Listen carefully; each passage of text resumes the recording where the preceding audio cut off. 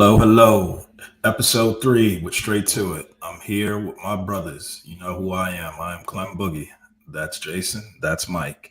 We are the triple threat, and we bring you to our pod, our space, to let you know we're not here to judge. We're here to have open minds, but also question what everyone wants to fall in line with. But with all that being said, let's get straight to it. Uh Mike, want to lead us off? All right. In regards to our topic today, which is the Jerry Jones situation with the picture that surfaced, like I said, straight to it, man. 14 years old. I knew what I was doing at 14. More than they're trying to say, like, oh, he's 14. And like I said, I just made a post that says, oh, he was 14. Me, so was Emmett Till. Right. You know what I'm saying? So, again, at 14, being there, like you said, maybe being kind of wondering what's going on, whatever side it is, you would be in a different area of that crowd. That Right. crowd right there was the crowd that was stopping people from getting in. Like I said, if you were just inquisitive about it, in my opinion, you might have been in the cut somewhere, just looking from a distance. You wouldn't have been right in the mix of so on and so forth.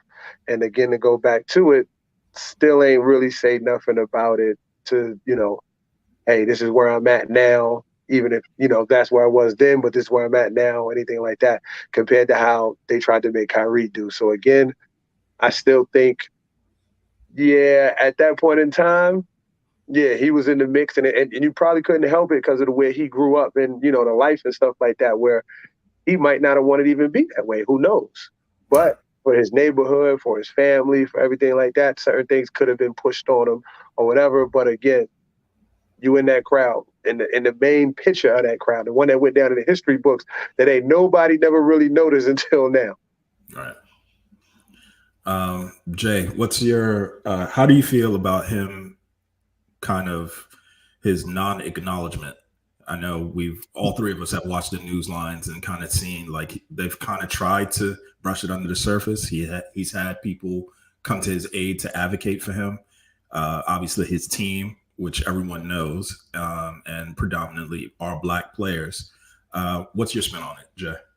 So I think that Jerry Jones is at a space right now where he feels he's untouchable, and it's been proven. Unfortunately, it's just the state of affairs.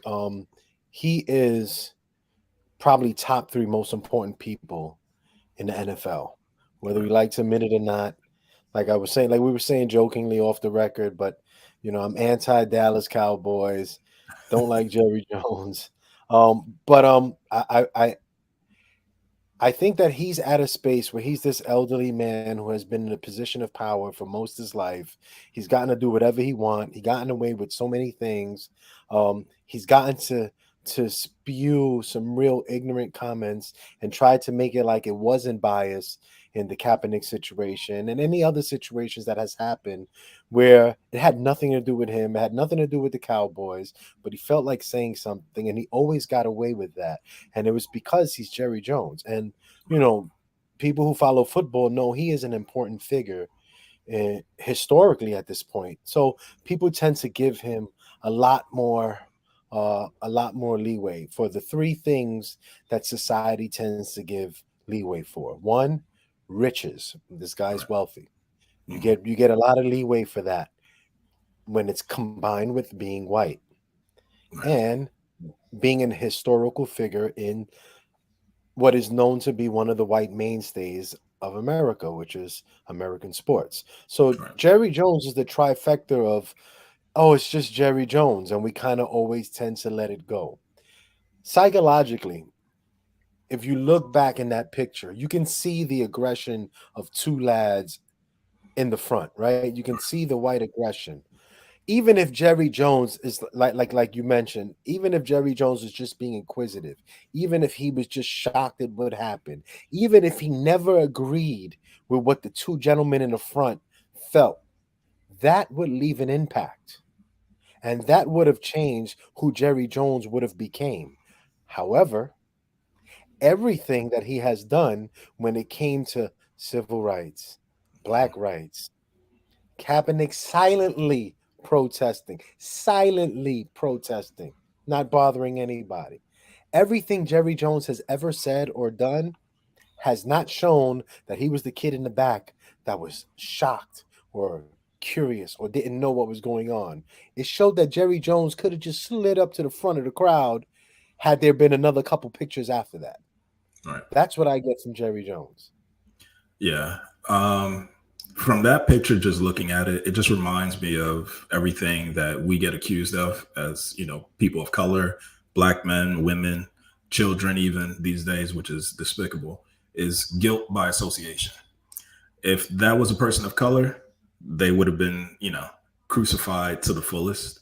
I think this country in particular has its way when, we're governed by two different systems. I think at this point, if you don't realize that, then you're living under some kind of rock, and you're just doing a big disservice.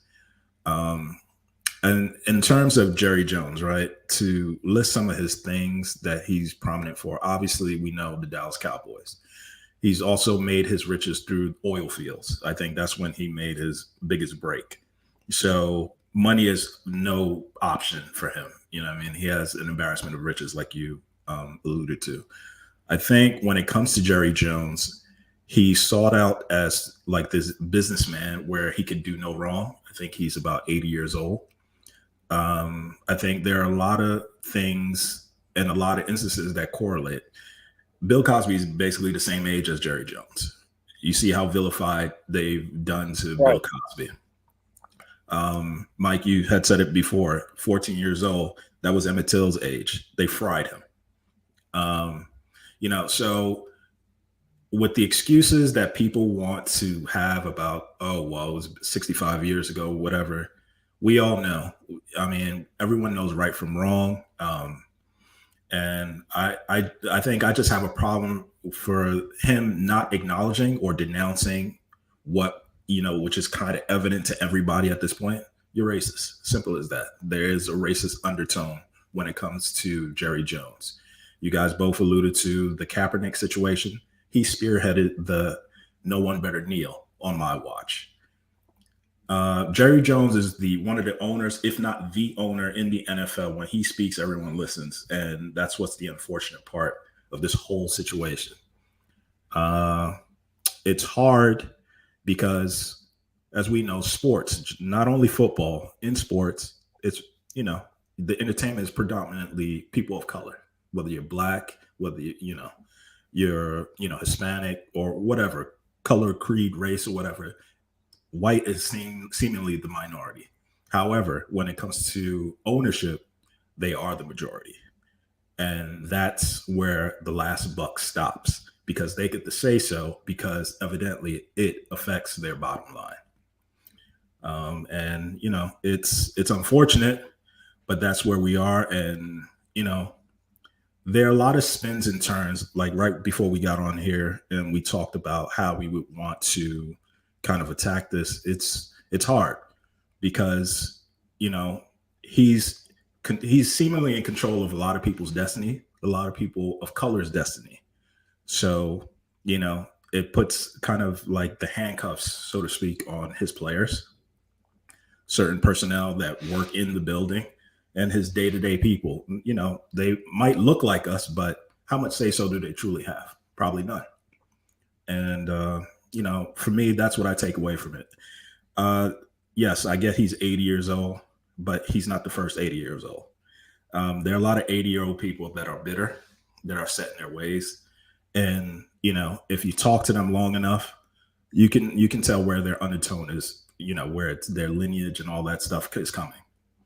But that's just my spew. I think as it pertains to what people are hoping or looking for him to say, I don't know. But to me, I don't really think it's going to be very much anything fruitful.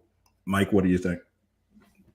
Honestly, I think, like I said, it's another one of the situations with how the media is not covering it and so on and so forth, where honestly, I feel like it's over. We're not going to hear too much more about it. Because even in him responding to what LeBron James said, he didn't say anything in that in regards to the picture. Right. He spoke on how much he respects LeBron James and so on and so forth, and he has a right to ask that question, but he didn't answer anything in that question. Right. And just to piggyback off of that, for so many people that were up in arms about LeBron James saying stuff like that, because again, it's funny. I listen to a radio station out here in Charlotte where in the morning, it just so happens there are two Caucasian guys on there that talk, and they were like, oh, who's LeBron James? We want to hear what he has to say about this anyway, and this, that, and third. And then later on in the day, they have a talk show that has a black and a white person on there, and their opinion was just totally different. Like, yeah, he should be able to do this. And again, my thing is, everybody's saying, even other people who are of color, of our own color, that are like, yeah, what is his place to be bringing that up and all this stuff like this? Again, the common denominator of all that, racism. Right. The thing with Kyrie had to do with some form of racism. Y'all ask him about George Floyd. Y'all ask him about anything that's considered to be black.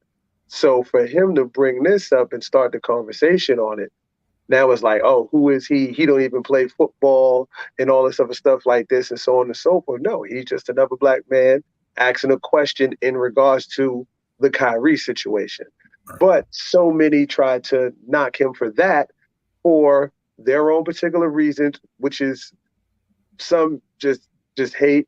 And then, like I said, the next part of it, which is just on a sports level, is like I said, people are still mad at him for choosing to go to Miami.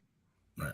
You know what I'm saying? So it's just crazy how, in that was a legit question. And that was a legit question he had to the media, where at any point in time, they can ask him any question that they want, and he should be able to respond, no matter what it is. Because like I said, again, if they want to say that, which I think I told y'all before offline, then they should not be able to ask any personal questions. You should not be able to, if you're saying that he should not be able to speak on that because he is not a football player or whatever it is, then you should not be able to ask this man anything or any athlete anything about their personal life, because you only deal with them as if they was a regular person like me and you. They don't, reporters don't come to us and ask us about this. Right. They ask the athletes. So if you're asking the athlete, you're asking the musician, ask them about music, ask them about sports. Don't ask them about their personal life, because if they didn't play sports or wasn't it, y'all wouldn't ask them. So if they can't talk to y'all and bring up other topics like that to, get their point across, then I feel they should not be able to say, hey, what's going on between, like even with Tom Brady, all the stuff about him and his wife. Like, bro, let's talk football. No. I don't need to know nothing about none of that. So that's just my spiel on that, as far as how, again, he said something, but it was nothing towards that. And again, the way this world is, and, this spills into other things that we're so, like I said, the next thing now, we're going into the other situation, the Deion Sanders thing and stuff like that. Like, stuff is going to continue to overshadow it, because, again, in our community, we the ones who make more of the fuss and the complaints about what we're doing, compared to them. Like I said, the Brett Favre situation, all of that, they don't speak on it. They keep that low. They definitely not putting that out there in the social media atmosphere. 100%.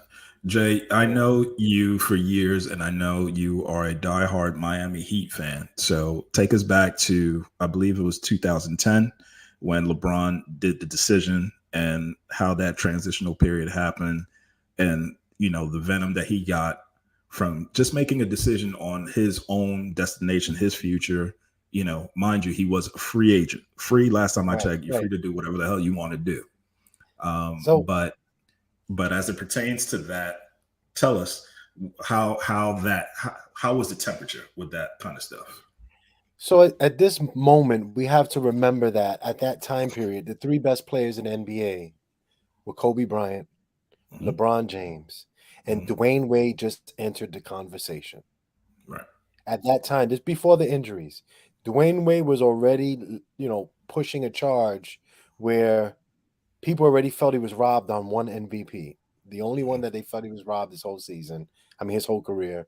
So here we are with these young gentlemen.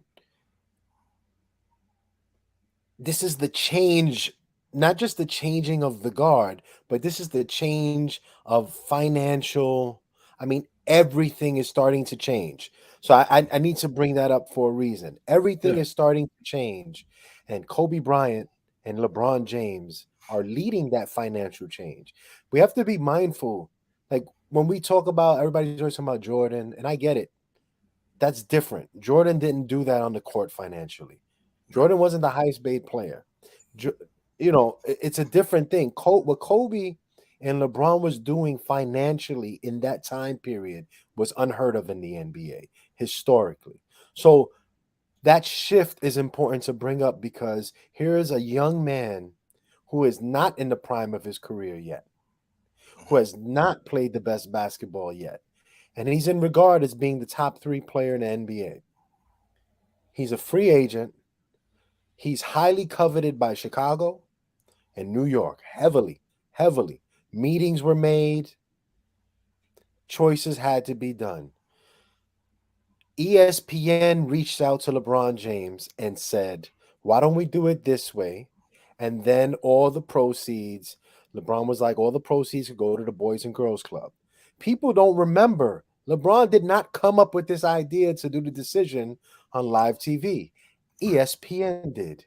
Also be mindful, since LeBron was in high school, they've always came to him and put him on covers of stuff. You don't say no to that when you're trying to make history. Right. However, as a black man, the face of blame will always be on the black man. The same way with Kyrie and Amazon. The blame went to the face of the black man and not Amazon for having the information out there. Same thing. This is not new. ESPN, LeBron James, exactly the same thing. Different topic, of course. Same thing. LeBron gets the blame while the machine in the back came up with the whole idea. The machine in the back did the whole thing, and LeBron just went along with it because he's a young team player. This is a young kid who is getting buku bucks, has all his friends, when they were broke together, riding with him. He's doing the right thing his entire career.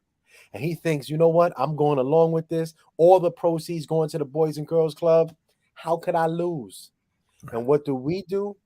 Because it wasn't just white America, it was us too. What do?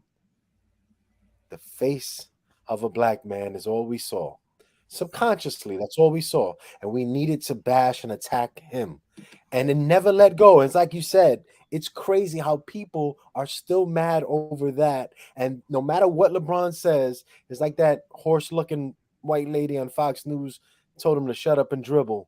We've been telling LeBron to shut up and dribble indirectly since 2010. For 12 years, every platform, ESPN, Fox Sports 1, you name them, they've told him shut up and dribble without saying shut up and dribble. Unless they can get LeBron to agree with their narrative, right? So when LeBron gave his opinion about Kyrie, and he was like, if you hurt somebody, you should do this, you should do that. They loved him. They didn't tell him shut up and dribble. It was all right because that was what they want. That's the narrative they want. Right.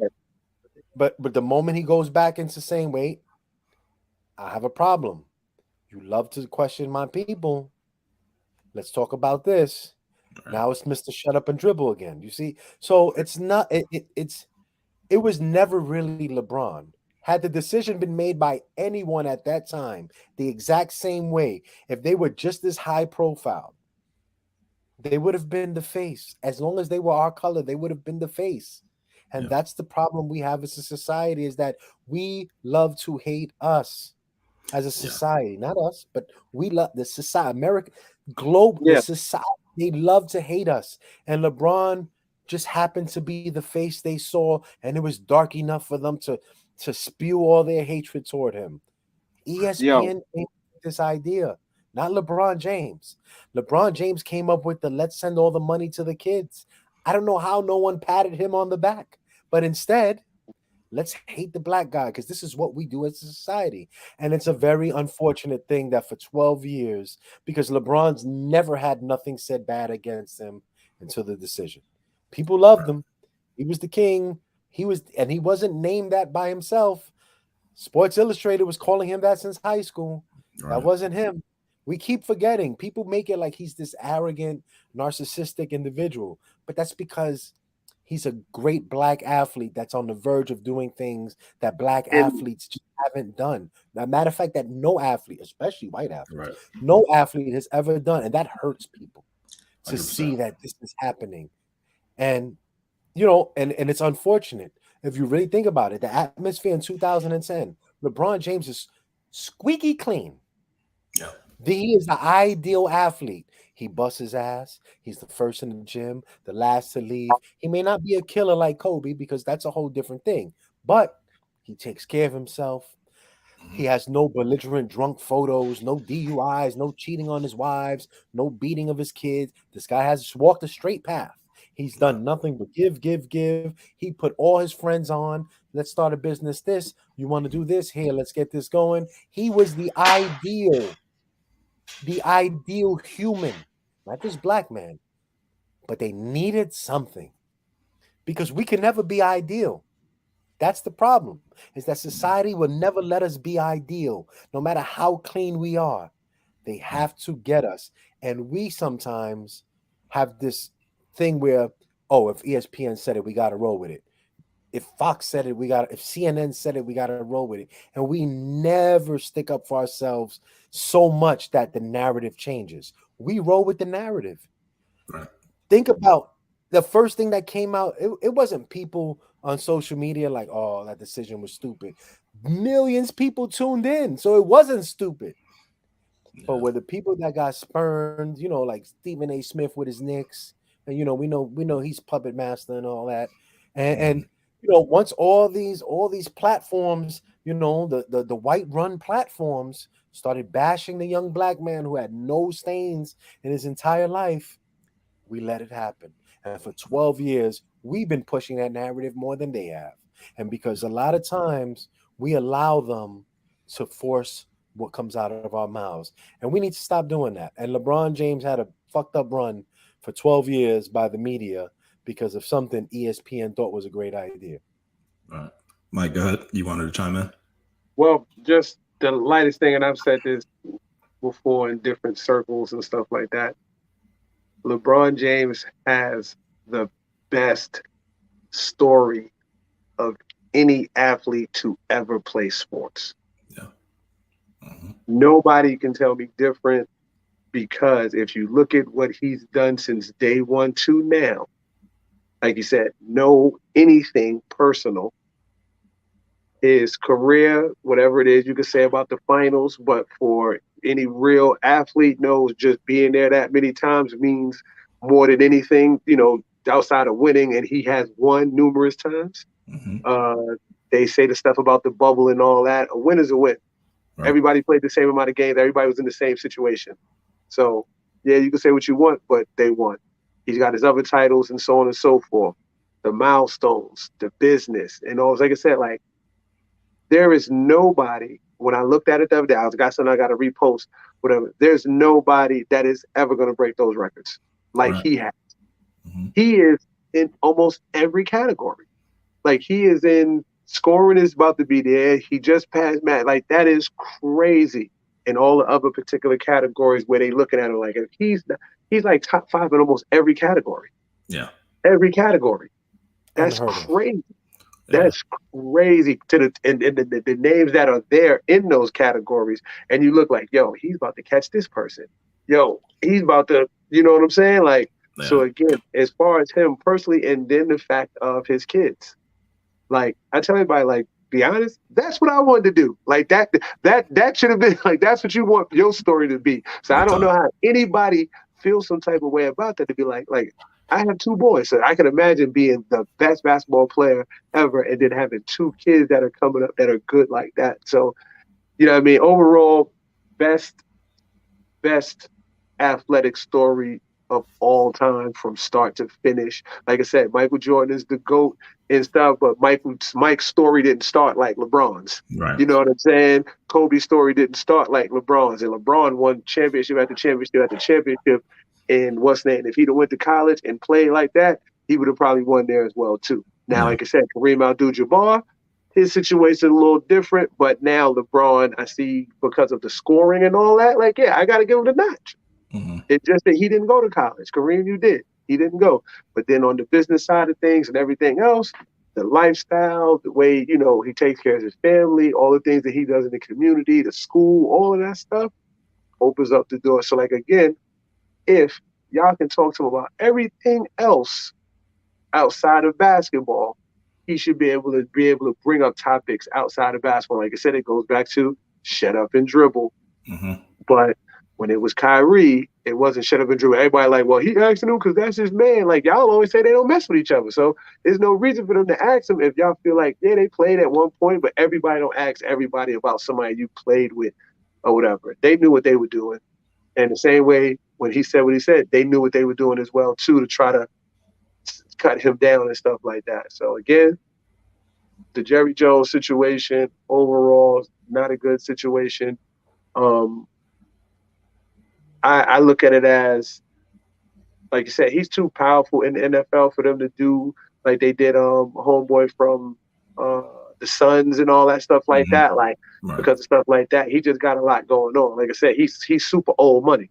Mm-hmm. So, and he's connected to too many people for them to say anything. And that's what our problem is with a lot of stuff. Just because of money ties, people don't want to do things morally correct. Right. All right. So let's transition into that. You guys bring up great points. Mike, you bring from the perspective of the community, and Jay, you give the big overview as far as compare and contrast when it comes to LeBron and Jerry Jones and how the media kind of spins the narrative. Now, I think where it gets more challenging and, you know, a little bit more messy is when our own people, and I'm talking about us Black people, the community. What I'm finding, and I'm sure you guys are too, Mike, you alluded to it a little before, when you find yourself in certain conversations, I see there's certain undertones of people saying, well, why do you care? Or, you know, he's got money, who cares? Or, you know, what is it to you? Like, how does it affect your life? I think these conversations are deeply rooted because there are people that look like us that advocate for this stuff. Believe it or not, there are Black people that are racist. They, you know, their behavior, you know, to the common public may look at something, oh, he's hating, he's that. He or she, they're just racist. And I think that's like an untold thing in our community. Some people will hate. And I think it's hard because us growing up, you've had friends since, you know, elementary school and things of that nature. And you talk with them, they want what you have.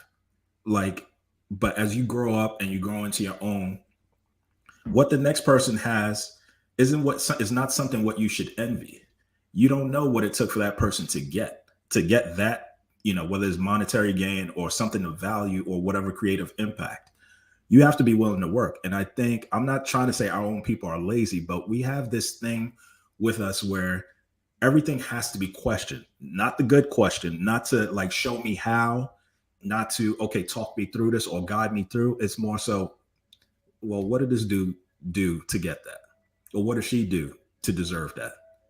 Like, I think there's a lot of barriers that we provide ourselves and where we question. And, you know, until we get over that hurdle, you know, we're just going to be at the starting point forever. You know, if you think about it, you talk to people, we've all talked to people, whether they're high level executives or even the janitor, it does not matter. If you're able to communicate with someone, trust me, you're moving the needle. That's really what's the key. There are a lot of people in positions, and I'm sure both of you guys have been in corporate settings. You see some CEOs, CFOs, they don't know anything. They don't know how to open an Excel workbook. They have no idea how to operate a PowerPoint project. They just sit there and stare. But yet, when you look at their financial gain, these people are high level six figures, even millionaires. They're clocking numbers, but they have no idea. They're just a face, basic figurehead. So I say that to say this: Jerry Jones, although people, he is got the most profitable franchise in the world. Let's not kid ourselves. He knows his business. All on top of that, he's in oil. Oil is not going anywhere. We need oil. So he's already got a leg up. I think what people have to understand is that it comes at a cost. Nor am I saying I'm backing him, but he knows what he's doing. And Jay, you had alluded to it before. He knows what he's doing. He might be old, semi-senile, yada, yada, but he knows what he's doing. He knows the people to surround himself with to make his business continuously move. But when it comes in terms of why, simple. Mike, you said it. We don't own anything. And I mean, we as in Black people, we do not own anything. We do not work well in collaborative spaces. To put into the work, very, very few are willing to do that. Anything that has to do as far as monetary, financial, and uplifting revenue, nobody wants to do it. Because why? It involves work. And until we get out of that mindset, we ain't going nowhere. Like, I put up a post not too long ago about Jay-Z. I think I shared it within our group, and the whole Bacardi and Duce thing. Yeah. The underlying tone to that is we all know who Jay-Z is. We know white people like Jay-Z. They don't like him enough to let him own Bacardi. They're not going to let him buy into that ownership group. That's what people have to understand. Bacardi is a big conglomerate. Duce is about this portion, very little, very minimal play in that. But I think they use, and I will always say it when it comes to prominent Black people, whether it's Hove, whether it's Kanye, whether it's Jordan, anybody, or even Drake, they'll use for likeness and notoriety. That is key for them because they can't do that. You can't imagine. You can't tell some white guy to come inside the hood and go to the bodega, go to the liquor store, and tell them sell X, Y, and Z. Can't do it. Won't happen. But if you put a Jay-Z on it, or if you put a Drake on it, guess what? It's sold by midnight. That's how it works. And I think with Jerry Jones, he can sell. And there are people always willing to listen to him. We kind of see what it is for him. Yeah, there's racial undertones, especially with how the NFL is designed. Listen, it's just it's a microcosm of what slavery used to be. There's white owners, for the exception of maybe one. I think it's the Jacksonville owner. Do you ever see a Black owner? No. I think the highest office that a Black person will have is probably a general manager or an advisor. It's rare. Black coaches, not very many. And if they are, it's like mixed or something like that, which is fine. A job is a job. But when you start making rules or try to advocate for certain situations so Black people can have a seat at the table, no one sees anything wrong with that. I think frankly, it's terrible. But let's move on from that. I want to talk about how our people, because I know, Jay, you took a little pot shot at him, and I know, Mike, you had mentioned him too. Stephen A. Smith. We know him because he's from New York. He's one of our own. He should, you would hope he would show us the way. But I don't know if it's easy for him to separate the TV persona than to be the man himself. I think he gets caught up a lot in saying, at least he does say a lot, he is a Black man. We know that. But his actions sometimes, would say something different because he's always seems to be campaigning for the other side. Jay, you can take this one. Let us know what your feelings on it because we've respectively watched it. Stephen A is ESPN all day, every day. And we watched all the vitriol he had for Kyrie, the Kanye with his little pot shots that he'll take. You have at it, Jay. You'll have a better assessment of it. So one of the problems with being a Stephen A. Smith is that as big as he is as a brand, because he's a brand. Right. Stephen A. Smith should be, and I'm not sure if he is. I probably should have looked it up, but he should be the highest paid talk show host on ESPN by far. Yeah, Yeah, he yeah. is. He is, right? Okay, yeah, because he should be. Stephen A. Smith is by far the most popular, the most recognized, and probably the most long running, for a relevant show on ESPN. So he should be Yeah. paid a lot. The problem still comes that he is not his own boss yet. And ESPN is the boss. And Stephen A. Smith must always cater. He's not going to always speak as free. And after a period of time, when you continue to do this, that becomes who you are. You can only, pretend, but so much. After a while, it morphs a little bit, becomes embedded inside of you, and it starts to become who you are. So when you start to play it safe and you start to advocate for the other side, because maybe in the beginning that was just talking points that was being told in your ear, or the bosses didn't want you to speak up for the people, and oh no, you got to understand that there's another demographic out there. And after a while you do that, it becomes who you are, sadly, because you see this morph. I don't remember Stephen A. Smith always doing that. Right. See, there was a time where Stephen A. Smith didn't do that. And I think that's what people forget. He was so popular because he was a regular New Yorker who spoke freely. He was loud, obnoxious. He was like a dude on a train that you didn't want to hear, in person, but you didn't mind watching it on the screen. And Right. after a while, some years ago, you saw a huge shift. And he's always quick to point out when we do something wrong. He spent minimal time on Brett Favre. He defends Jerry Jones because that's his boy, and I understand that whole thing. But and then every once in a while, because I'm not going to totally say Stephen A. Smith completely does that, because he doesn't always do that. There are times where he'll have a real heartfelt moment when he'll say something, and you'll be like, "That's who I remember." Right. And then, I don't know if it's because something's being said in the earpiece, or, they try to manufacture what ratings or for what.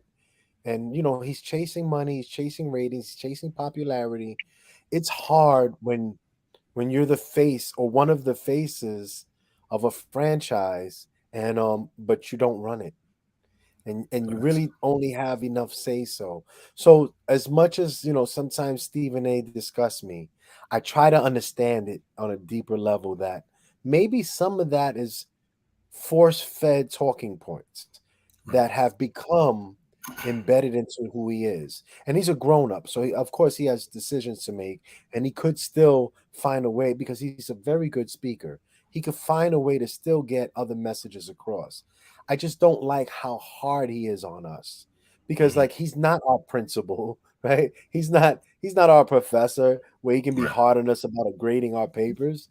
Like, he's so hard on us, and when we're the victim of something, he wants to keep it so short, and then it's like, so if you don't only want to talk about sports on ESPN, why can't you be fair about it? And fairness has left First Take a long time ago. And I hate to say it, it left with Max, because I remember, oh my God, who it was.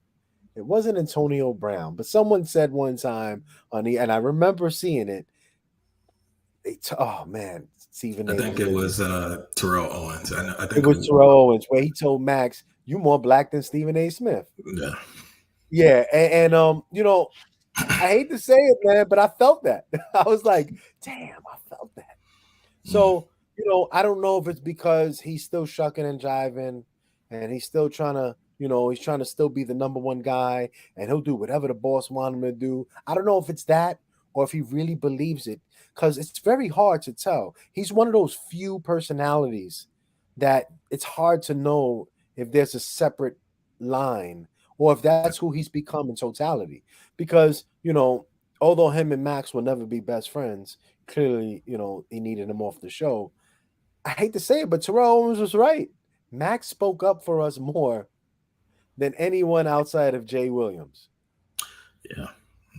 And Mike, it's sad. It's sad that that's, and it's hard because I don't know who Stephen A. Smith is. You know, I can't really assess him in totality off screen. But I do remember seeing this gradual change who has now become this, and this ain't it. So you know, I don't watch First Take no more. You know, all he does is he criticizes LeBron, he criticizes Durant, criticizes Kyrie. Like it's tiring. Like, dude, you know, you bash us for every little thing, and I don't need that fed into my system because one thing I'm never going to do is be brainwashed to have my people walk on eggshells, or we have to walk a fine line and we have to be extra perfect. Nah, we ain't got to do that. It's that we have to support we first. We support we, and we will be fine. But we have to stop trying to get acceptance from them. And you know, I think that's also another problem is that those of us that hate ourselves is because we tried to fit in so long into them, and that every time one of us did something, they felt, you know, that they felt may have been like, oh, you see, that's why we can't let the black folk into our circle. You see, this is what they do. The other black folk that tried to really fit in, and now they feel like, you see, that's why I can't get in because they messed up. And they start to hate ourselves. And we have to just let all that go and understand that we have to support we, and that's it. We can't be worried about, you know, acceptance from anybody but us first. My kids already know. Don't ever ask me to buy nothing in a store window. We making that at home. Right. Period. Like we gonna support we, and that's all we gonna do. We not supporting nobody else no more. I don't wear nobody's and is that I'm not canceling. I'm not canceling nothing. I just don't feel like allocating my funds towards people that don't give a shit whether I live or die. Or people that, you know, I need to feel comfortable that if I'm wearing somebody's garment, I know that they understand me and I understand them. And I think we just need to support we, and that's it right now. And, you know, we have to change our mindset and figure, you know, even if we have to come and sit at other people's tables, because sometimes you do, that's how business works. But we have to understand that, you know, I'm good enough. And if they don't see that, then we just build a fucking table. I think that's where you know the Stephen A folk kind of slip. Look at the people that make, you know, podcast money is starting to come big, right? Yeah. People are starting to realize that, you know, but don't just only see that, see the power with that. Because if you take a Stephen A. Smith and you take a Drink Champs, I know these are all different. I'm just naming them, right? You take a Joe Budden and you take a, you know, Gilly the Kid, and let's say you put all these dudes together, Jay-Z, and they all said, you know what? We're going to do it on our own platform. We're going to build our own app. We're going to do this. And we're going to put all our shows on this one thing. After our first contract expire, that first big money contract, that $100 million contract, whatever it is, right? Now that we have the funding, we need to build for we. Like, I think that's just where the Stephen A. Smith thing falls short, is that Stephen A. Smith is still an employee, a highly paid one, but he moves like an employee who needs to make sure that the boss is happy at all costs. It just reminds me of so many of the wrong people I used to work with. But of course, the money was never the same. But it just reminds me of coworkers that I just couldn't vibe with. That's who Stephen A. Smith reminds me of. It doesn't mean he's not a good person. Like I said, on screen, off screen, it can be different. But on screen, he reminds me of coworkers I didn't want to vibe with. Mike, go ahead. So to play a little bit of both sides on that one there in regards to that. With the Stephen A thing, right? How I look at it is one, and this is just with a lot of different scenarios and situations again. If I kind of don't know the person personally in some form of fashion, then I can't say that they should be moving this way.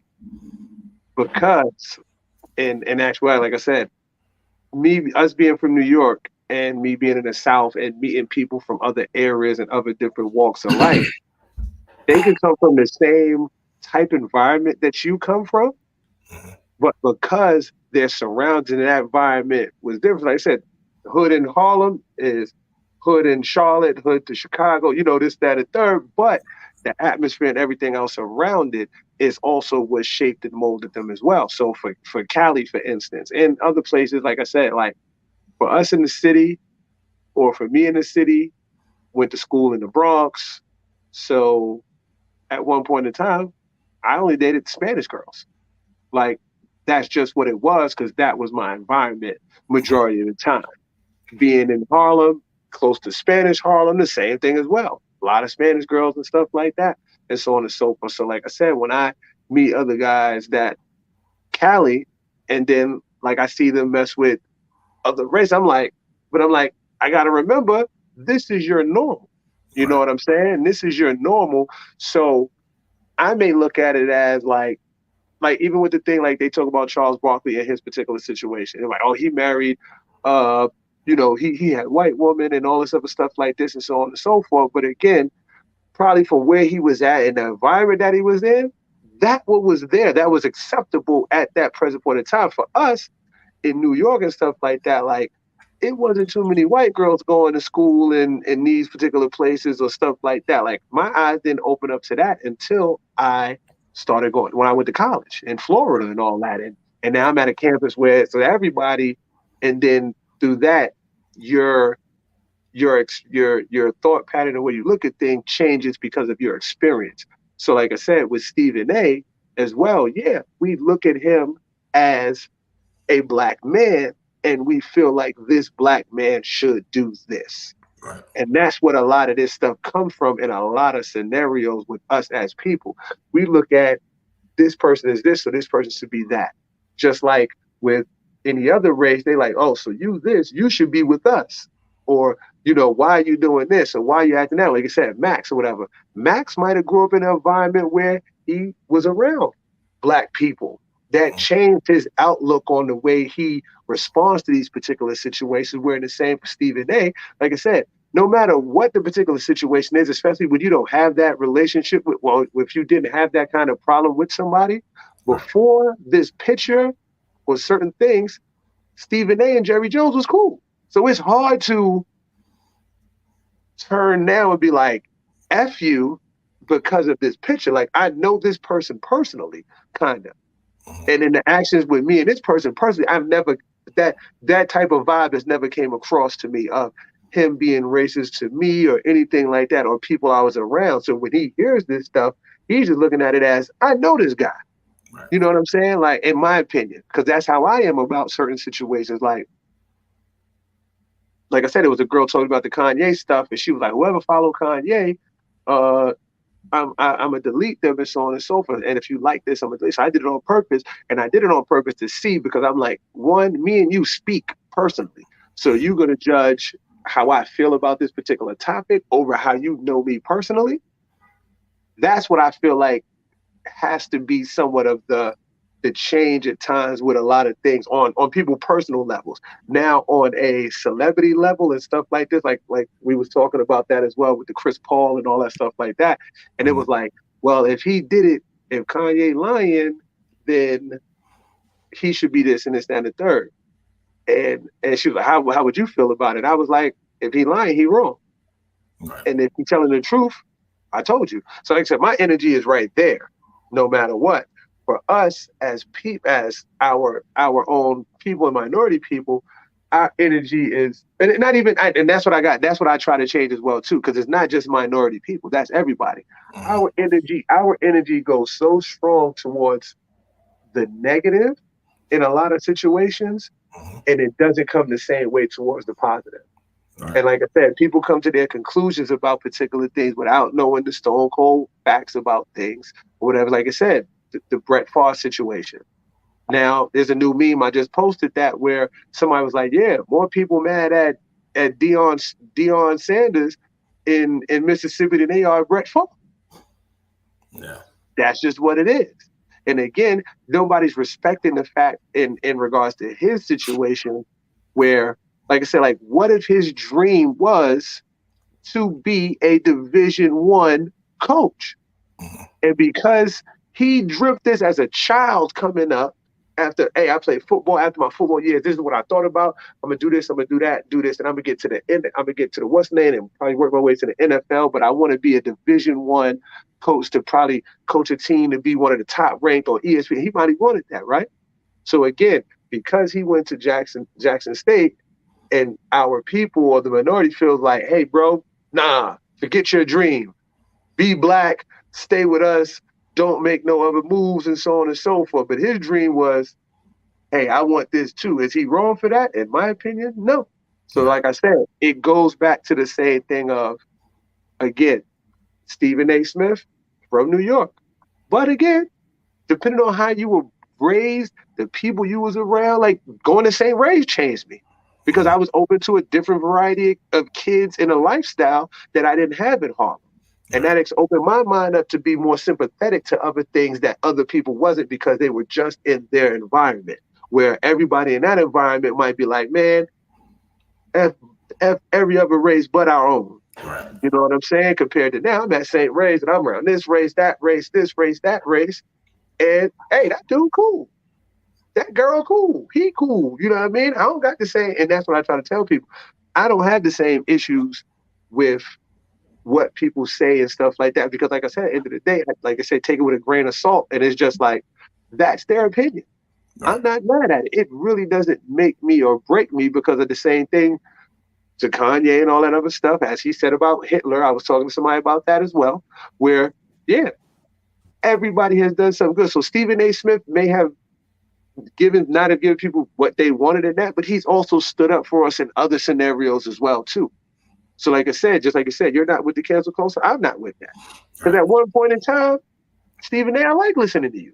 And yeah, you may have said something that other people may not agree upon, even if I don't agree upon, but that doesn't change the fact, because at the end of the day, you've never done nothing to me personally, and you'll get that part from other people like, oh, well, you're one of the black people that are kind of holding us back and all that stuff like that or whatever, because like I might not be as mad about certain things that other people should be mad about.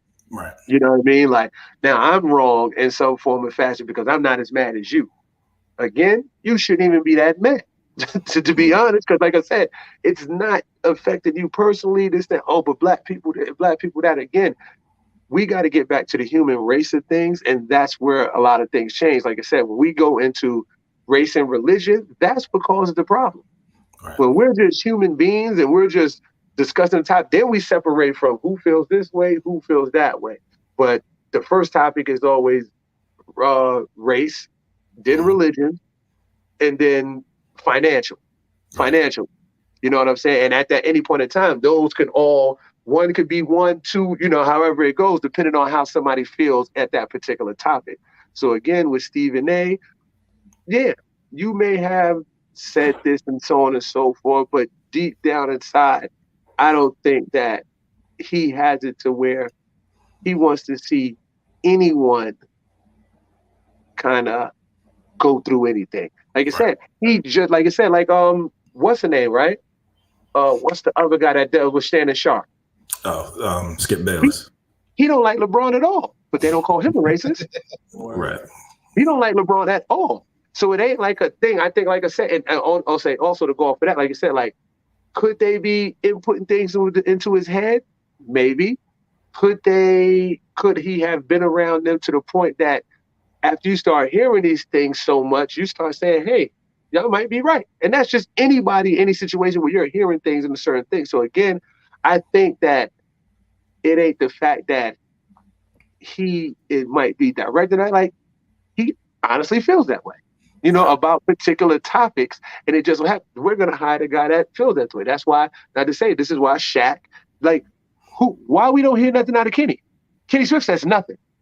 Mm-hmm. In regards to these topics like that, like, he's never on the main stage how them two are about things that they're saying, because they're saying something that goes against what people would expect them to say. Right. You know what I'm saying? So since they want to be different, oh, they're wrong. Shaq is wrong. But like I told you, yeah, you might be wrong in this, but 2 weeks ago, Shaq, I loved you. You know what I'm saying? So I'm not about trying to do that. Let's just put these things out there, let people form their own opinions and stuff like that or whatever it is. But again, you take what you want from it. You don't have to take the negative out of that particular situation. You could take something else out of it. So again, he could be, but at the end of the day, I don't consider him to be someone who's against us as a people. I just feel like he has a different opinion on things. But I think in the long run, he definitely want to see his people, or our people, or my people of minority survive, get through things, and also anybody. You know what I mean? It's an everybody thing, like how I feel as well too. Don't get me wrong. I want our people to have everything possible. But I tell people in this, if we're trying to create a situation that's empowerment for us, like I said, the same way they're doing it, I can't knock them for doing it. Because if we're trying to say, you know what, we ain't using all your stuff, this, that, and third, so on and so forth, we're over here, I can't be mad if they feel the same way too. You know what I'm saying? Like, if we was in charge to a certain extent, we're not letting go of the majority of what we have. We're trying to get that right now. So imagine if we had it. We ain't gonna be like, hey, you know what? Let's make this thing equal so everybody eats. You know what I'm saying? Like, we're gonna keep it where, like I said, I'm gonna hire another brother. I'm gonna hire another sister. I'm gonna hire, going up the ladder and so on and so forth. And they're gonna do the same. I'm gonna hire whoever it is in this particular race and stuff like that. But again, it comes with us getting past the racial part of it and just get to the right and wrong. That's what needs to be separated. The right from the wrong. The people who try to do wrong and the people who try to do right. And the people who try to do right can hopefully help the people trying to do wrong, so that could come. And that's when we got total world peace. True. Yeah. Listen. I agree. I wish that was realistic, that we would become as a human race. That's never going to happen. I don't believe it'll ever happen. And I'll tell you why. Because us coming together now is new. Even though we've been saying it for a few decades, that's very new.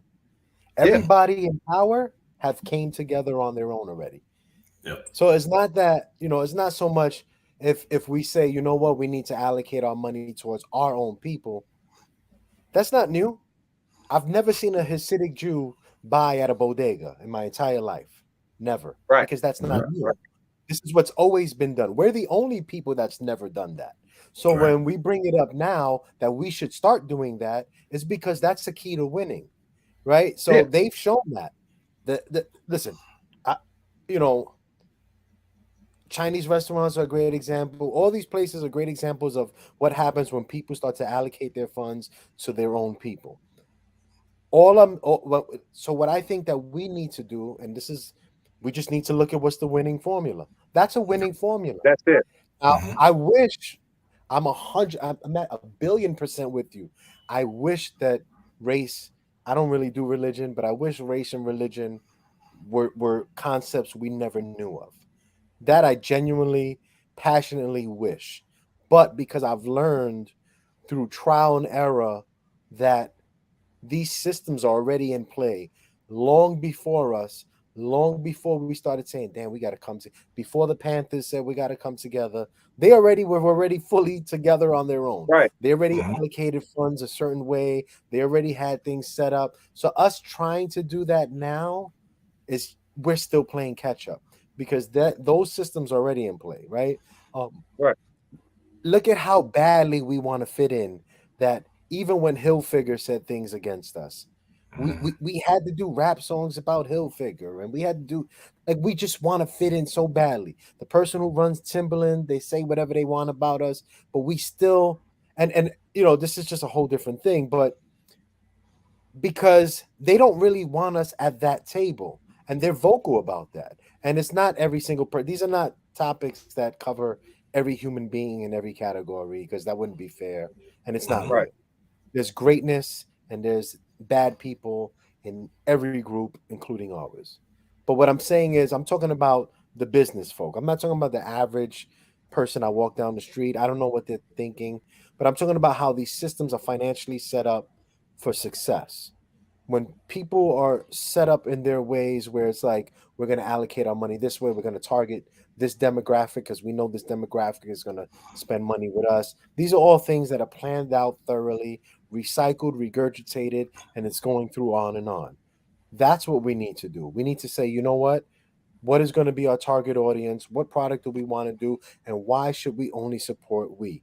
And until And two, we can financially sit at tables that we're not allowed to sit in, like buying NFL teams. We're not allowed at that table. Period. Right. We're barely allowed at buying anything tables. Like Floyd Mayweather just brought up, he offered to buy an NFL team. He offered to overpay for $2 billion. But they don't want that all the time because they don't want him as a majority owner. Yeah. You see what I'm saying? It's fine if he's Jay-Z and he's a minority owner, but they don't want us at that table. Again, like I said, it comes back to the money. That's all it is. No, of course. Like I said, the black, white, whatever is the green, because it will cause friction in how people. And like I said, and this how, like when I talk to a lot of people, you know, sometimes they be like, "Yo, your things be all over the place, right?" So just like this, right? I do referee basketball, and the same thing with that, right? They're not letting certain people referee and do certain things because it messes up certain other referees' money. Referees count on certain tournaments and stuff like that. It might be referees that have been refereeing tournaments and stuff for 5, 6, 7, 10, maybe 20 years. They know every summer or every year I ref this tournament, I get this much. They count on that as their salary and stuff like that. So again, now with these new people, that's why I said it's just like that. Like they got referee classes all over. You continually pushing out these referees, but then y'all are keeping the same group of referees working the same events over and over. There ain't that many tournaments and games going on in the city. Right?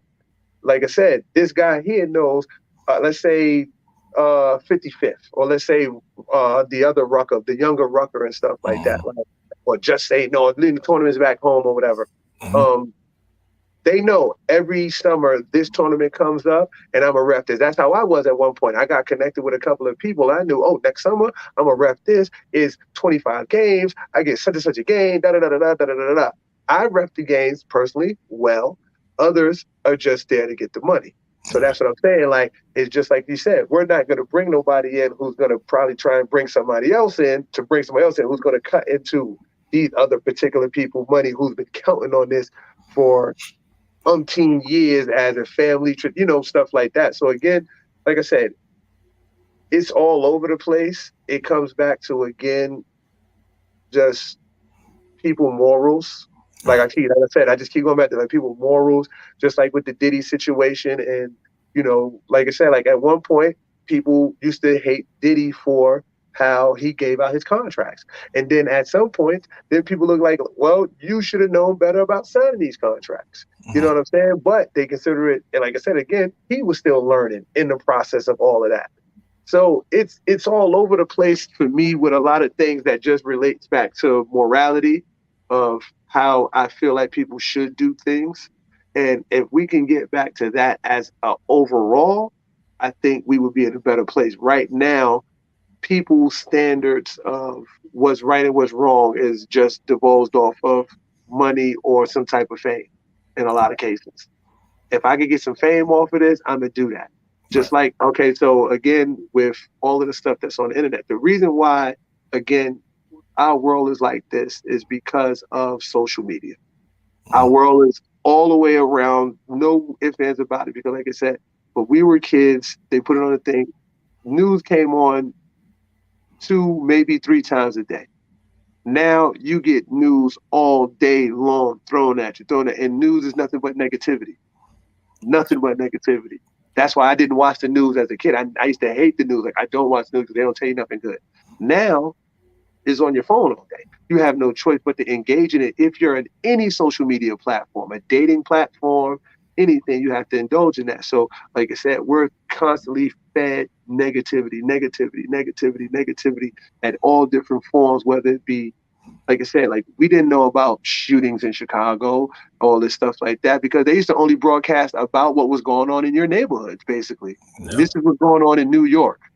I didn't know that Chicago was the leading murder capital coming up as a kid. I just thought about Michael Jordan because that's what y'all showed us. But now, again, so it just goes back to, again, the media. And like I said, and some of the things are not going to change the way that we want them to right now in our time. But as time goes, it will eventually evolve into those things. Like I said, we got to be able to say, hey, I want to do this other newscast or this other app. but you're going to probably have to sit at the table with somebody else to be able to get that off the way you want it to. So that's where we got to create that type of connection so that when you do have to connect with another whoever, they're going to let you produce it and put it out there the way that you want to put it out there, not the way, as you said, an ESPN or somebody is probably saying, yeah, we're going to give this to you, but it still has to be done this way. It's your platform, but it still has to be done this way. And that's the thing that has to change in just the overall of things, in my opinion. I agree. Yep. I think the overall component here, especially with what we're talking about, is having the ability to agree to disagree. I think there's a big fundamental disconnect with that. I mean, everyone at this point in juncture in life should be able to have their own form of opinion, their point of view. But somehow or another, it gets misconstrued. You get vilified, and you just have people just thinking all kinds of ill intent. Kyrie is a great example. He's young. He's only 30 years old. He's trying to find himself. He's trying to discover his lineage and things of that nature. I think what gets carried away sometimes is his behavior can be a little off-putting, but so what? That's him. That's within his character. I think us as humans, whether black, white, yellow, green, whatever the case may be, we just judge each other too much. You understand? You're doing something, and then I think both of you guys said it. The negative kind of highlights further. It just illuminates more than the positives. No one ever talks about what Kyrie gives or what he donates or what he puts out. The only thing we talk about, Kyrie said the world was flat. Kyrie said he's not anti-Semitic. He can't be anti-Semitic because, he is a Semite. He is a Hebrew himself, and he's, part of Native and yada, yada, yada. No one ever bothers to, fundamentally research the positive stuff that this young man does. And I think it's a problem. We talked about LeBron. He has the I Promise School. He's put so many kids through school, college, giving them jobs. He's given his boys jobs. He obviously was the cash cow, but he provided them a path so they can find a way, whether it was Maverick, whether it was Rich Paul. Rich Paul has never been to college. He is the most known agent, NBA agent for a lot of these supreme athletes that are in there, top tier athletes that are in there. Clutch Sports, that's them. Yeah. Say what you want. He put his friends on. LeBron, I give him kudos because he's younger than us, but he's giving people the blueprint to showing pull your friends up, pull the people you grew up with up, because at the end of the day, you can't do it on your own. And if you pull them up, that's how you build empires. The only difference is we're not that color. Not to say that color has to mean anything. The mindset has to be there. If you have the mindset and the will and the work ethic to do it, anything is possible. Again, Rich Paul never went to college. Maverick never went to college. Look at the entities that they're involved in. Maverick, I think, is part of so many movies. He's in the background. He's the dude you see in the credits, but he's responsible for it. Rich Paul is responsible for, I want to say, 65% of the NBA. That's why a lot of team owners don't like him. But they're doing what they need to do. LeBron made it into a situation where, no, I don't feel like it. I'm going to go play where I feel like I want to go play. He did that. And he's getting vilified for it, which is why I asked Jay about how to, when 2010 happened, he set the precedent. Again, he put out the blueprint. The thing with our community when it comes to it is when someone's talking to you, you have to listen. You can't just think they're always up to something. Not everybody's scamming. Not everybody's doing, all that kind of crazy stuff. Listen, because something that someone else is putting out, that might be the key that is missing for you, for your plan. You just never know. Right. But I think a lot of times, and we're all pretty much the same. We all grew up in the hood. You'll talk to somebody or someone's talking to you. They could be talking your head off. Within the first 10 to 15 seconds, you just look at them and be like, come on, this person ain't really serious. Come on, get out of my face. You're wasting my time. I think it has to be a level of productivity, and how whatever productivity means to you, you see it and you police it. But you can't sit there because time is of the essence. I think we're all running short on time. Like none of us are getting any younger. I think these last ditch efforts that we do these next couple of years, whether it's 5, 10, 15 years, that's it. Then what? We're going to sit there and be like, what if? We've heard too many people say that story so many times. We can't do that. I'd rather listen to Stephen A. Smith majority of the time. But there's sometimes where I look at him and I'm like, you're just leading people astray because you can do better. Like maybe if we were back in high school, like me and you were in St. Ray's where we had Sadie and the Caesar and all these people, when they were talking and yeah, we thought, oh, okay, well, we're in trouble. We're going to get detention. Now, as grown men looking at that, be like, what was that for? It was not necessary at all. I think people have to understand, like, there are systems in place, but that's rules that they built to put us in place. Mm-hmm. That's the thing. So a lot of entities don't want you to color outside the lines. But once you start coloring outside the lines, that's where they're like, hey, that's because you start to think for yourself. And I'm not saying that everybody is doing the right thing by stepping out of the lines. Like, yes, what Kanye is doing, fine. He can do that. But at the same time, there's a price to pay. I just want to make sure that his family is safe because he does have kids. And we live in a cruel world where anything's possible. So him going out on a limb and saying a lot of those things, I don't agree with it, but I get the basis of what he's saying. Right. I'm not going to condemn him in any way, shape, or form because he's hurt. This is a person they try to literally strip everything away from him. And it's not right. When have we ever reached the day a bank can tell you, no, you can't bank here? When have you ever seen anybody, let alone a bank, refuse money? Where they do that at? They don't ever do that. But he's opened Pandora's box to some degree where nobody wants to touch him except these, knucklehead like Alex Jones and Piers Morgan and all these people, all the idiots in media want to talk to him just to boost their ratings. But funny enough, he can spew that on their platforms, but when it came to Drink Champs the next day, they took it down. Right. That's how the media works. They don't want you to be quote unquote woke or understanding certain trials and tribulations that people may have or what they see. Obviously, Kanye has seen something, but everybody's going to continuously say he's crazy. I don't buy all that. Like, will I ever have the money he has? No, probably not. But I do understand that he's speaking up. I think more people are inclined to speak up. We all listened to Jay's album 444. Just that little tidbit line that he had said about how, those folks make their money. He had to sit down. Not a lot of people noticed it. Jay had to sit down. Ever since then, have you seen Jay-Z make an album? No. They're not going to do that. He's investing in art, Duce, the other champagne that he's doing, and other business ventures. Other than that, no. He had to sell off his partnership with the Nets at that time. They just don't want to deal with that kind of stuff. As it pertains to Jerry Jones, I think what people have to understand is that, we are governed by different rules. This whole ethical compass that people think everybody's under one rule. No. When two people do the same crime and are of different races and colors, it fluctuates. You're more inclined to get football numbers if you're a person of color as opposed to a white person.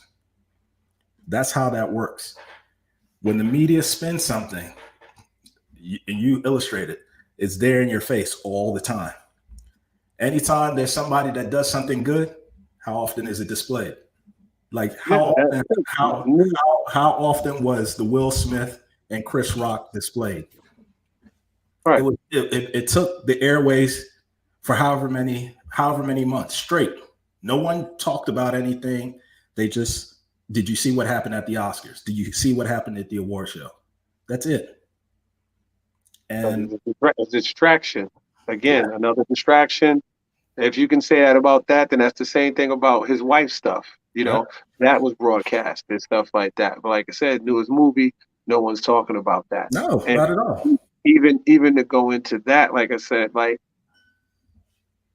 it's again, man, it's just things could be taken. Like I said, so many things can be done differently on our behalf, just on the what's name. Like I said, not feeding into this. So I'm in the process of weaning my kids down off of social media and off of certain things and stuff like that, just because of such of the negative stuff that comes along with it that's available to them. Now, the positive things, we did something today. We went somewhere, it was around a good group of people. That's all we got to continue to do because, like I said, what they say, insanity is when you're expecting something to change that is what's next. We're expecting this media stuff to change. It's not. It's not. So stuff like this is gonna have to go. And I'm glad you made it that point about that because that's something I didn't really even notice. Like I said, Drink Champs pulled down everything else. He'll talk about Hitler, this, that, and the third. They let that flow. The reason being is because if they would left that on Drink Champs, they would have got paid. It would have been millions of views consistently, this, that, and the third. Now we're gonna send these views to other people and so on and so forth. So again, for me, once again, none of this stuff affects me personally. Right. Like honestly, like that's the one thing that I say. None of it affects me personally because I feel like I do what I do in my day to day to be the positive impact towards what we're trying to do overall as a people. Whether me being a father, whether me being a coach, whether me just doing things in the community and stuff like that. So when I hear about all these different things that are going on, and they like this person, this person, that's again. Like, how does it really affect you personally? Right. You know what I mean? Like, it doesn't. The stuff that Kyrie was talking about with the movie and all that stuff like that, none of it affects you personally. It goes back to what you're doing to make the change. So hearing that, seeing that, like I said, it's so many people that talk to me and that are furious, furious with Kanye. So you hear it, like they would have hurt him if they could get the chance. They would do something if they would get the chance and stuff like that. I told you, I've had people say stuff about LeBron that is like, wow, like how are you really this mad at this person that you do not know? Right. Person, like he didn't do anything to you, brother. It wasn't even your scenario. And then, people say they stand on principles and morals, but then probably deal with people that they know or they deal with that do worse than them in regular life. We all know that. Like I said, you might be dealing with this. You got somebody stealing or boots. People breaking houses and stuff like that. You know them. You rock with them. That's their that's their MO. They steal from other people. Right. But what you hear and hear bothers you more than this person that you know because you feel like you know their reasoning for whatever they're doing. Oh, the system is against them or whatever it is, or that's just who they are and so on and so forth. But it can't be the same for whoever else or a person that you don't know. So. Yeah, to take off from your point, I feel like you exactly said, we know people who do much worse. Like, listen, we know a lot of people who aren't choir boys. Let's not sit here and kid ourselves. But at the same token, we all know right from wrong. But we do know a lot of people who like to push the limit. And I think that's where, the end all be all is. If greed was of no option, if you would never get caught from greed, you have people continuously pushing the envelope for any little thing, any little reason. But in our cases, especially in our community, is that, we don't keep the same energy. We don't. I think a lot of people like to use that cliche, but we don't. You can hear from the variety of people you talk to on a day-to-day basis, whether it be family, friend, or associate, or just a common person that you're talking to. It could be you could have opposing opinions, but at the same token, it's like, if you don't fall in line with what they say, or if you don't let them impose their will on you, you're the evil person. There's a sense of negativity that you are pushing. Why? Because I don't believe in what you say, or I disagree with what you say. Or even like you said, How does that impact me? How does that bother me? Okay, Kanye went and said Kim Kardashian slept with X, Y, and Z. Did I sleep with Kim Kardashian? No, I didn't. So why is everybody up in arms about that? I didn't have kids with her. He did. If he feels comfortable about doing that, guess what? That's his problem. And that's exactly what I said. Because I'm like, how are y'all mad that this man is voicing something about somebody supposedly doing something with his wife? Like, he has a right to feel some type of way about that.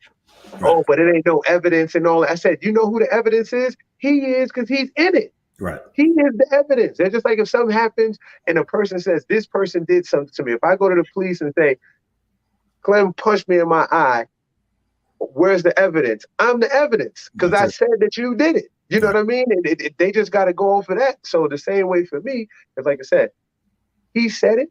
He's living it. You started to hear little things come about it. Everybody say, oh, he should have did that, this, that, and the third, right or wrong. I guess in certain situations, maybe he shouldn't. But at the same thing, maybe he shouldn't have to say that. He shouldn't be in a situation where he has to say that. Whether you, whoever you are, respect that man's situation. You know what I mean? Whether, even if she's a flirt or whatever it is and so on and so forth, why not you be a better man if that's the case and let it go? I've had plenty of women that I know, or not to say not know, but like I know who probably with somebody, whatever. I don't ever ask no women when I talk to them. If I'm talking to you, you talking to me because you should be able to talk to me. I don't ask, hey, do you have a man? Are you dating anybody? Whatever. I feel you're not if we're talking. So if you know this person is married or whatever it is, you're wrong automatically. But talking to that person, trying to see what's up with them when you know they're married. Right. That's just my opinion. So if it does go that way where Chris Paul did do that, yeah, he's totally wrong. Right. Totally. And it ain't even the fact that even if you don't rock with Kanye, whatever it is, you're wrong. You should never try to talk to. Once I know you got somebody, that's off limits. Right. Even if I don't rock with you like that, I just know that's your lady. All right, cool. Leave that be. Yeah. But that's why I think it's important that we impose upon our kids to not put your personal business in social media, because honestly, I don't care. You know, Chris Paul could have smashed Kim. I'm cool with it because I don't care. Right. That's Kanye's business. That's Chris Paul's business. If it's a lie, I still don't care. However, 100%. However, though, but however, I take that and I spin it into something completely different. So I take it and I say, you see Kanye's page? He has over 30 million followers on Twitter. And he put that out there. Now, whatever backlash he gets, now us as mature, educated men will be like, yeah, that's not our business. We move on. He's not followed on Twitter by 30 million educated men, right? Most of them is groupies, fools, gossipers, people who their more important elements of life is on social media. Ours isn't. So we see it differently because our walk and our development into who we became is off of a screen. But a lot of these little newbies, they become who they are from MySpace, Tagged, Facebook, Instagram. This is who they've become because they grew up into that. So any news they get, remember, Twitter first was created to follow celebrities only. It wasn't for us to have an engagement with each other. Twitter started only to follow celebrities. It wasn't for nothing else. It was for celebrities to let you know what was going on in their life. That was it. That was the origin of Twitter. And, we became consumed with it. We as in society, not us, because, we know better. And what happened is celebrities are just as guilty as gossipers. That platform was for the celebrity to give out information to their fans. That was the origin of it. Now, of course, it grew into something different. And here we have Twitter is Twitter today. But I take it as, you see this man's account. He has over 30 million followers. He's putting his personal business out there. And he's uncomfortable with some of the backlash. Right. So I take that as, don't do that. Now, it may work for him, but I don't want that to work for my kids. So I use that as an educational point that if you don't want people in your business, don't share your business. Like, that's pretty basic. If he doesn't want people talking about his wife, don't talk about your wife to 30 million people. Like it's just common sense. If you don't want people to mock you because Chris Paul smashed your baby's mom, I think they're divorced. I'm not even sure yet. I can't follow it because it's a little too much for me. It's real one life to live-ish. Well, supposedly this happened when they were together, right? because See, look at that. when I seen some stuff about it, I didn't even catch that. and I didn't know it either. Like I'm catching all this now. So supposedly there's some stuff that like before it happened and all this other stuff like this. Again, listen, like I said, he's hurt his life, and he's putting it out there as a hurt person.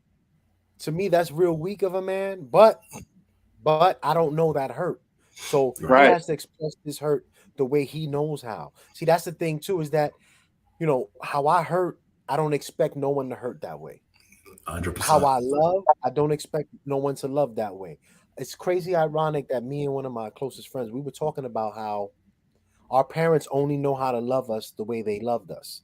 Because when they whooped me into line, when they took off the belt, that was how they knew how to love me, right? That was how they faced their fear of what would happen if they didn't discipline me. They were afraid of who I might have become. So they whooped me back in line because that's how they knew how to love me.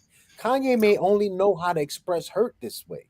So that's why I don't mock him for that. Like it's weird for me when I see grown-ups mock him for doing that. I only can take it as what I don't want my kids to do with their personal life. And I think we need to look at these things as, how can I educate someone with it without bashing this man for it? I don't hurt the way he is. I don't know how to hurt that way, but I do understand what hurt looks like. And that man probably needed that heavy weight on his shoulder, probably seeing every fucking Chris Paul commercial. That probably hurt this man. We don't know that, right? But he loves his wife.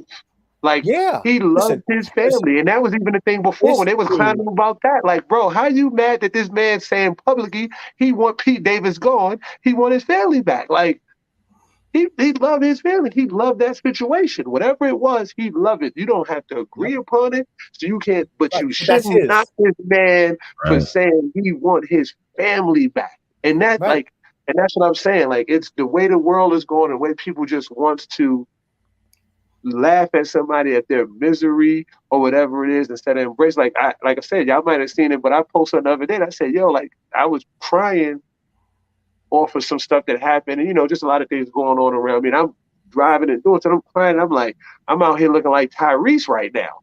Like, I'm ready to go live and just let everybody see, because again, it's like I said, you do need to let that out, especially the way the world is now, because if you're single, who do you really go to for that?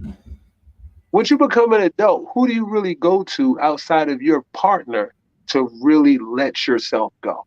You can do that with your friends. We all got friends. I can talk to my day ones and I break down or whatever it is, but it's never the same as my lady.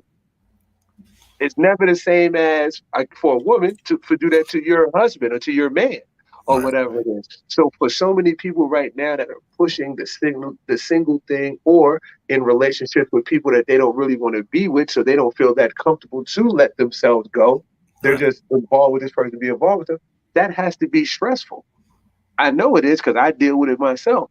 You know what I mean? At different times. So I hear other people say, so again, when he's talking about these things and stuff like that, like, yo, like, do you understand? Like, that has to hurt. You know what I'm saying? Like, that has to hurt, that your life and your relationship has become a joke to most people, where this is your real life. You're living this. You're raising children in this and everything like that. So again, like I said, yeah, it was like I said, it's like, oh, but if he's wrong, then what's going to happen? I said, he's wrong.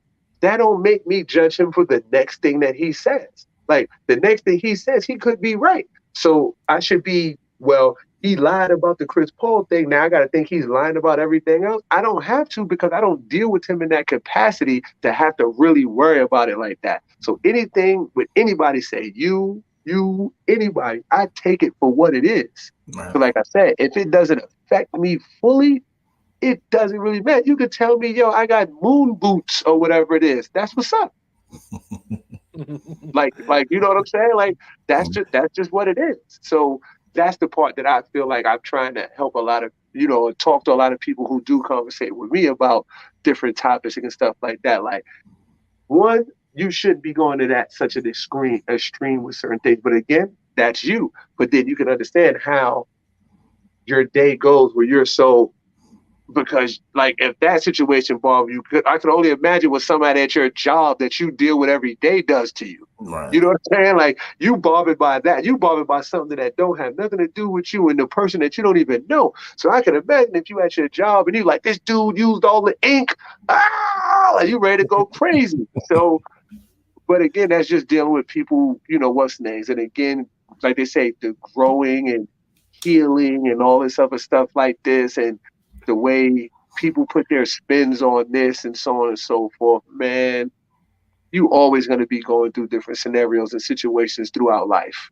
Right. You know what I mean? Good or bad family situations. At the end of the day, you got to go through that to set yourself up to be able to deal with the next situation. The people who go through so much and act like every situation is brand new, those are people that I wonder about, in my opinion, because it's like you kind of seen it before. Like I said, with the Kanye thing, like, why is anything he says that shocking to y'all now? You know what I mean? Like, why is it that shocking to you? Like I said, the Stephen A stuff, why is it that shocking to you where anytime he says something, it takes you back to that place? Like I said, it takes you back to LeBron in 2010, like, he's leaving the Heat. Like, he's going to Miami. Like, everything takes you back to that one particular moment that's so traumatic for you, for a person that you don't know. The situation that you're not even involved with. Right. So again, it's all over the place. Listen, I think, with communication, everybody preaches communicate. That's not always the case. I think understanding the comprehension, if people don't comprehend, you can communicate till whatever. If they're not willing to comprehend, that's their problem. It's a problem within themselves. Another thing is you're always going to run into people who have a problem for every solution. I hate talking to people that love to complain. I just hate it. I don't like it. I just can't stand it. I will be one of those people who will find a way to exit left with someone who loves to complain. Because guess what? You can fix it. You don't want to. And if you're talking to a person like me, I'll listen to you maybe once, maybe twice, but that's it. Don't come around me talking about the same thing over and over again, because chances are you don't want it fixed. You just want someone to sit there in the misery and join you in it. I don't want to do that. Yeah, I do not do that. I hate that. I cannot. Too much other stuff going on. 100%. And like, I think a lot of the times, especially with how the conversation based, especially tonight on the episode, it's like everyone's looking to pass the buck, pass the blame. They want you to care so bad. But the minute or the second you say you don't care, or it doesn't bother you to the level it bothers them, you're instantly the problem. Yeah. And I just, it's funny to me because for me, I'm very relaxed, especially, for where we all grew up. We've dealt with people who want to like scream in our face and do all this. We've all played sports. So all that is just like out of sight, out of mind. We're able to block that out. So it helps us in our grown up life now, so to speak, when we're on the job or just having simple conversations with people. Some people can be combative and we'll just sit there with a poker face and just be like, okay, yeah. And that will kill them all the time. One word answers. That just means that they know they can't mess with you and, get up out of my face because I'm not trying to meet you at that level. That's what that explains. And that's what that means. But with the world that we live in, with social media and everyone having, Twitter muscles, IG muscles and everything else, everyone is devoted and they have their own opinion. Unfortunately, when you try to kick logic to them, not willing to listen. They want to fall in line with the peanut gallery. They want to listen to the naysayers. Anything that's negative and, gossipy, they'll jump on it.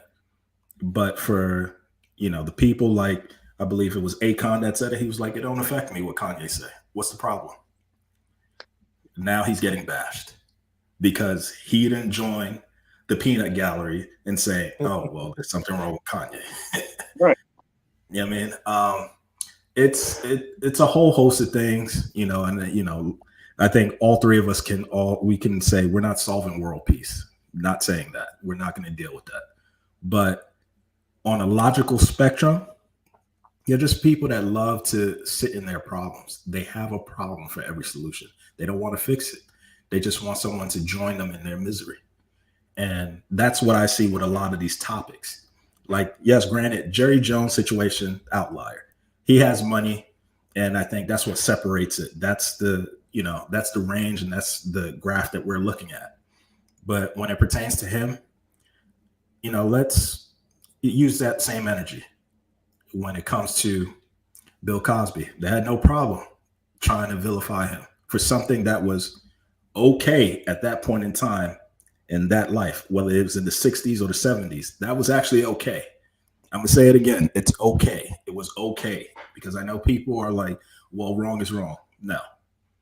I know a lot of people have done things 5 years ago that think they're choir people now. You know, people do stuff. He's allowed to make a mistake, but trying to retract from what somebody did, you know, from however many years, show him the same grace that you guys are allowing Jerry Jones. You're not ready to throw him in jail, right? You're not ready to, you know, give him a checkpoint system like you gave Kyrie, right? You know, keep the same energy. That's what the whole basis is. And the media, and I think we can all agree, I'm not a fan of the media, never will be, because the negativity is at an all-time high. All they're going to show is the downfall of a black man, and that it's terrible, but that's really the root of it all. They don't want us to succeed. Anytime it's something positive that is done, we get a little segment, 30 seconds. Other than that, oh, we shot up this, we did this one killed his baby mom, this one slapped up this one cheated on this one's getting a divorce, this one, that. Future got 8 babies, Nick Cannon got 12 babies, this. They want to talk about all that. Positivity, non-existent. All the effery, that's prime news, premium news. Premium news at its finest. Yeah, I wanna add to that. Two people that I say I would like to see more of their energy flowing in the world. Jaylen Brown of the Boston Celtics. Big time. This man was asked after a game against the Miami Heat, how did he feel about playing basketball with the royal family in attendance? And he said it was just another game. And I absolutely love that, because we have to go back and understand that people are people. Right? Mike alluded to it impeccably. It shouldn't be race, religion, and so on and so forth. Unfortunately, it is. I love that Jaylen Brown was unbothered by who was in attendance, and he did the job he had to do, and I love that. The second thing is Tank, R&B singer. Mm-hmm. When he made his appearance on Drink Champs, I don't know how long ago this was, but it was earlier this year, he said that the industry doesn't view our violence as a threat. It views our love as a threat, which is why R&B is no longer being pushed, right, but violent hip hop is. Right. He said because when he sings about wives and children and family and unity, they ain't putting that single out. They ain't pushing that album. He said if Sam Smith does it, it's okay. But Tank can't do that. Nobody that look like Tank can't do that. Right. Because that is our greatest weapon, is positivity. Mike, you pointed out so eloquent. Positivity. We need to, the energy we put in here on negativity, we need to put here on positivity. 100%. Same thing. He said that you want to rap about violence, we're pushing it to the wazoo. Double platinum, whatever we got to do. But you're singing about your wife and kids, we We're not really doing that. Right. And it's unfortunate, but it does illustrate the fact that the love that we do have for each other, illustrating that is our greatest weapon, right? Bigging each other up is the greatest weapon. Positivity is our greatest weapon. It isn't about, how many. I mean, you got to defend your home. You got to defend your home. I'm not an anti-gun dude. I believe that everyone should have one. I'm also not pro. I just believe that everyone should have the ability and the amount of weaponry that they feel will keep their home safe. Right. I believe that. However, that's not our greatest weapon. And I think Tank really made me see it differently. Our greatest weapon is the love that we have for each other, which is why that's always being held back, which is why whenever they show us on TV, they got to show the worst picture of us. But when someone else commits the same exact crime, they're going to show their little college picture and they're going to look really nice and they're going to really smile. But whenever it's us, they're going to find the most vile picture they could have of us, because the love that we could be displaying for each other is our greatest weapon. 100%. And I'll close with this because, like I said, I told you we'll it'll go on like I said. So perfect in that, right? Like you said, the love that we have for each other, the love we have for us, and stuff like that, right? This is why, again, they do all of that. So imagine if, when I like how I used to be at some points for minority areas in the hood and stuff like this, like, who goes next door and asks their neighbor for sugar anymore? Right. Word. Right. Remember, that used to be a thing. Yeah. That was a Like, thing. to be able to go next door, can I borrow a cup of sugar? You can't, because if you got to ask anybody now, like I said, you're looked at a certain type of way if you don't have. Like I said, there's been times when I just moved out here, my lawnmower broke and stuff like that, and I needed it, and I really wanted to go ask my neighbors, could I borrow it? But then I'm thinking about, probably gonna have to give them a couple of dollars for it or whatever it is. But if we got to the point of the love of all, like I said, people wouldn't be starving. Parents would, like I said, I tried to start something back in the day when I first had my kids. I used to call it the babysitting club. And I said, bro, think about it. You got kids, I got kids, a bunch of you got kids. One weekend you want to go out, all y'all kids come over to my house. A weekend that I want to go out, all these kids go over to your house. Right. And that's why I said I'm pushing this another thing in my thing. Like I said, it's simple. We already heard it takes a village. And that's the name of the thing. Like, it takes a village and stuff like that. Like, it is that simple, but we make it harder than what it is. Cause like, I've seen it, you've seen it where, hey, let's just do this. People are like, I don't know, I gotta look at my schedule. And they ain't got nothing on their schedule.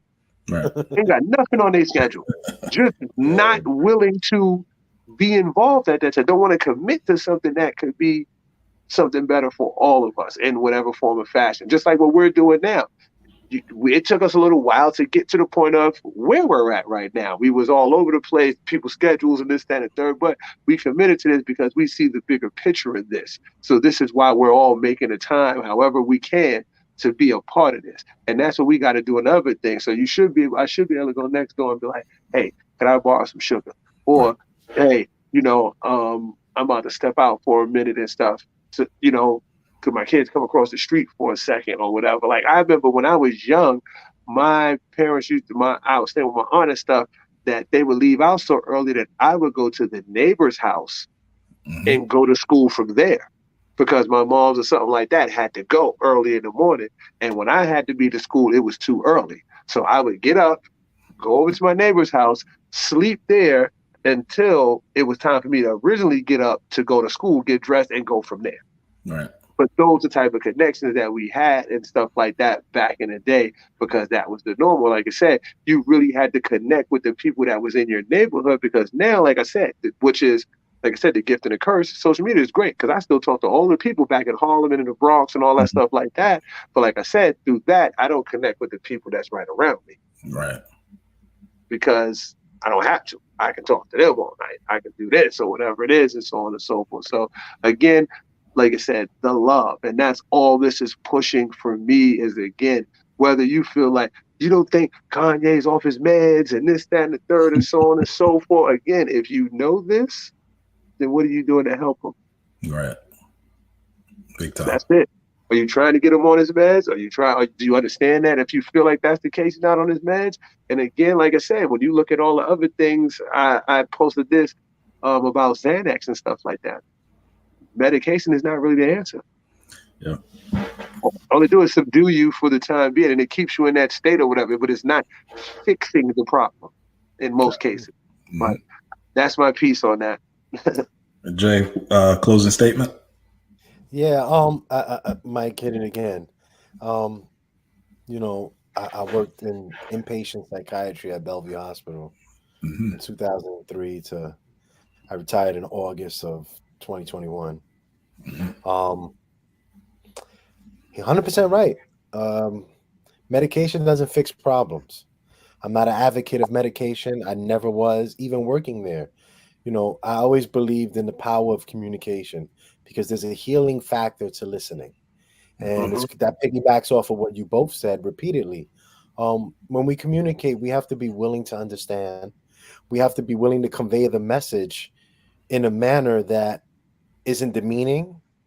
We can't puff up our knowledge on our chest and be like, I'm smarter than you. Listen to me, peon. Like, we can't really move that way. We have to want to be understood, and we have to be willing to understand. Right. Remember our power, you know, as people. Communication, love, those are tools of power. You know, we watered down the words because of Hallmark cards and Lifetime channels, and we evade them at times because, you know, older men in a different world tried to tell us that was a weakness, right? A man's love had to come with a type of a bravado or machismo, because if it didn't, it wasn't really strength. So we were kind of was strayed away and misled at times. We have to remember, love is powerful. The manner in which we communicate, because it's not communication in itself. I could scream. That's communicating. It's not effective. Right. But it's communicating. The manner in which we communicate is where our power also lies. So that's what I want people. Hopefully, I really hope that you know, two things that we try to remind ourselves daily, that we are powerful in the manner in which we communicate and how we love other people. That's some good stuff from both of you guys. I think communication, awareness, love, I think are vital components of like survival.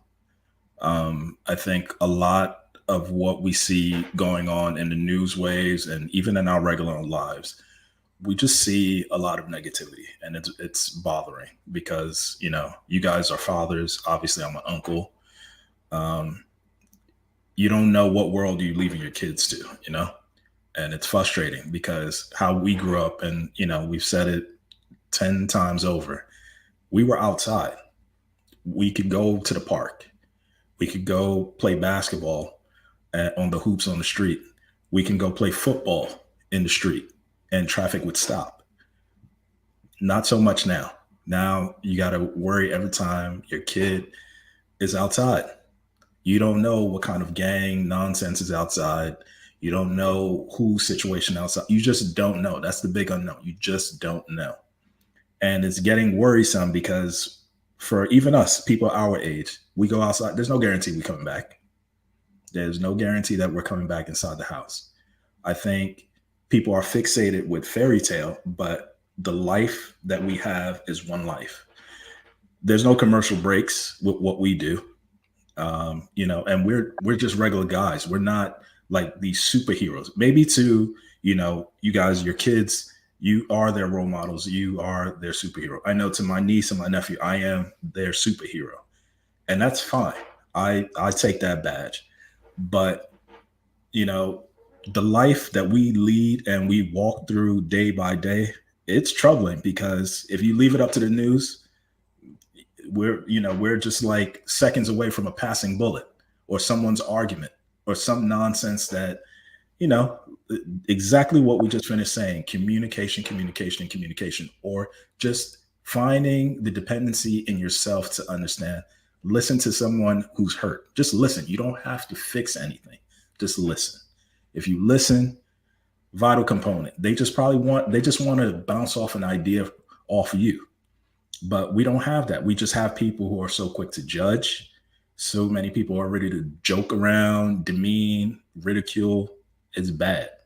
But until we get to a space where listening is an ultimate tool and comprehending is also a tool, a vital component, we ain't going to get nowhere.